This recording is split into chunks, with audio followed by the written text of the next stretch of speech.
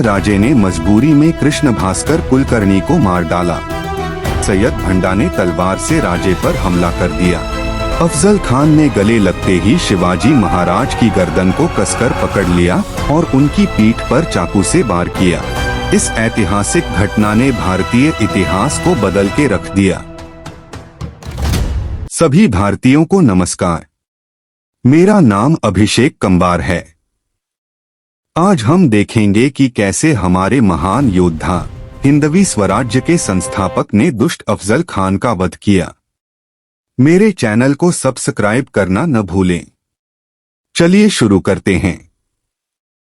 भारत के मध्ययुगीन काल में उत्तर भारत में मुगल और दक्षिण भारत में आदिल शाह और गोलकोंडा साम्राज्यों का शासन था।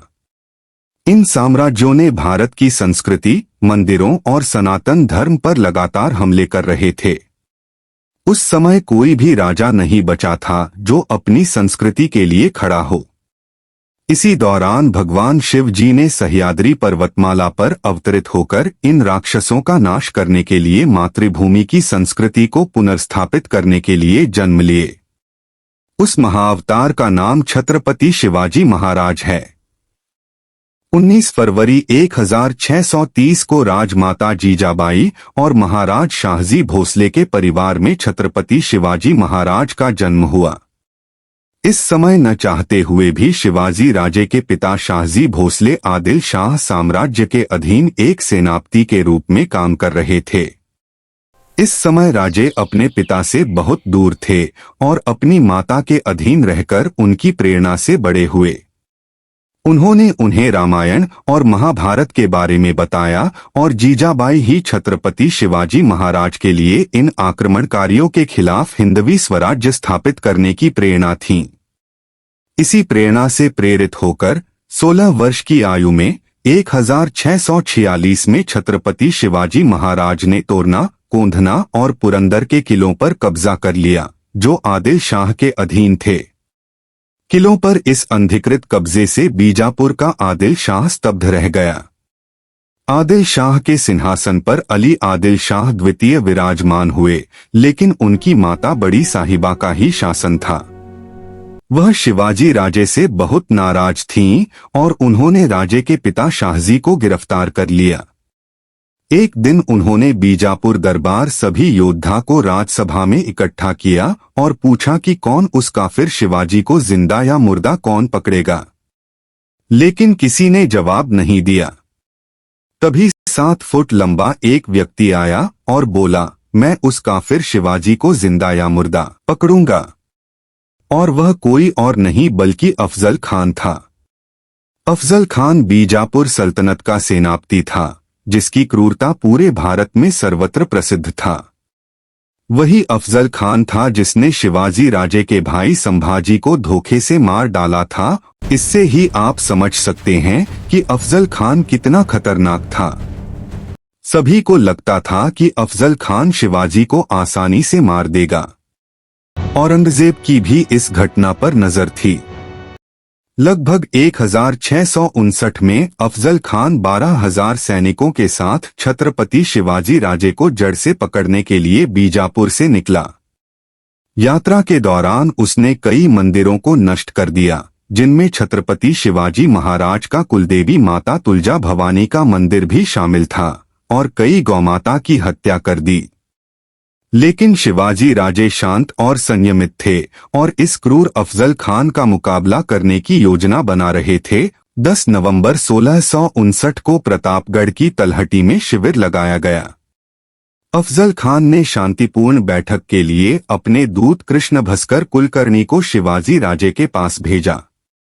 शिवाजी राजे ने अफजल खान से भयभीत होने का नाटक किया और कृष्ण भास्कर कुलकर्णी से कहा कि वे आत्मसमर्पण करना चाहते हैं। लेकिन राजे जानते थे कि अफजल खान पर भरोसा नहीं कर सकते, इसलिए उन्होंने अपने जासूस गोपीनाथ पंत को वकील बनाकर भेजा। गोपीनाथ पंत मीठी बातों में माहिर थे, लेकिन उन्होंने दुश्मन की रणनीति को भांप लिया। वे अफजल खान के पास गए और समझ गए कि अफजल खान छत्रपति शिवाजी महाराज से शांतिपूर्ण बैठक के नाम पर शिवाजी राजे को मारना चाहता है।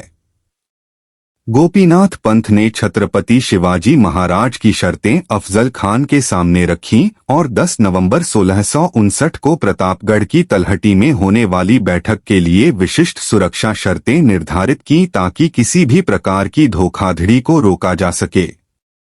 समझौते की शर्तों के अनुसार दोनों नेता केवल एक तलवार, अधिकतम 2 या 3 अनुयायियों रक्षकों के साथ मिलेंगे और किसी अन्य हथियार का प्रयोग नहीं करेंगे, जबकि अपनी मुख्य सेनाओं को दूरी पर रखेंगे। अंततः 10 से 12 दिनों के बाद मुलाकात का दिन आ गया और यह बीते युग में वास्तव में एक बड़ा दिन था। छत्रपति शिवाजी महाराज के साथ उनके 2 प्रमुख अंगरक्षक जीवा महाला और शंभूजी कावजी भी थे। जावली के जंगल में छत्रपति शिवाजी महाराज ने अफजल खान या उसकी सेना के कारण उत्पन्न होने वाली किसी भी गंभीर स्थिति से निपटने के लिए अपनी सेना तैनात की। अंततः छत्रपति शिवाजी महाराज अपने 2 अंगरक्षकों को तंबू के बाहर छोड़कर अफजल खान के तंबू में प्रवेश करते हैं। अफजल खान उनका स्वागत करते हुए और कहता है, आओ शिव मुझे गले लगाओ, लेकिन छत्रपति शिवाजी महाराज यह भली भांति जानते थे कि अफजल खान धोखा देने वाला है। इसलिए राजे ने अपने हाथों में वाघ नख हथियार छिपा लिए थे और अफजल खान की ओर बढ़े। अफजल खान ने गले लगते ही शिवाजी महाराज की गर्दन को कसकर पकड़ लिया और चाकू से राजे पर हमला करने लगा। लेकिन शिवाजी राजे ने लोहे का कवच पहन रखा था, इसलिए अफजल खान उन्हें नुकसान पहुंचाने में विफल रहा, लेकिन वह उनके सिर पर मामूली चोट पहुंचाने में कामयाब रहा।